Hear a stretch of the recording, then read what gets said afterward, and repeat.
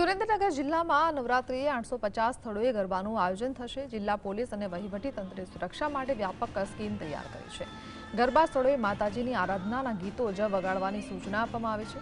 આવારા તત્વોને ગરબા સ્થળોએ પ્રવેશ નહીં મળે અને આ માટે નો એન્ટ્રીનો આદેશ જારી કરાયો છે। સુરક્ષા વ્યવસ્થા માટે 1200થી વધુ કર્મચારીઓ બંદોબસ્તમાં જોડાશે।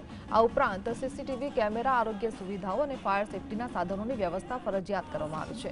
નવરાત્રિના આ પર્વને શાંતિપૂર્ણ રીતે ઉજવવા વહીવટી તંત્ર ખૂબ જ વ્યસ્ત છે।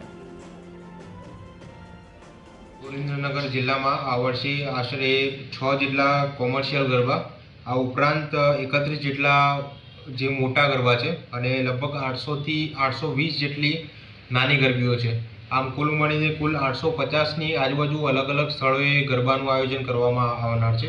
આ હકીકતને ધ્યાનમાં લઈને સુરેન્દ્રનગર જિલ્લા પોલીસ દ્વારા અલગ અલગ જગ્યાએ જે પ્રમાણે બંદોબસ્તની ફાળવણી કરવાની થાય છે તે તમામની સંખ્યાની ગણતરી કરીએ તો સુરેન્દ્રનગર જિલ્લામાં જે આ 850 ગરબીઓ છે તેમાં કુલ 350થી વધુ પોલીસ સ્ટાફ, 550થી વધારે હોમગાર્ડ તથા 550થી વધારે જીઆરડીનો સ્ટાફ ઉપલબ્ધ રહે।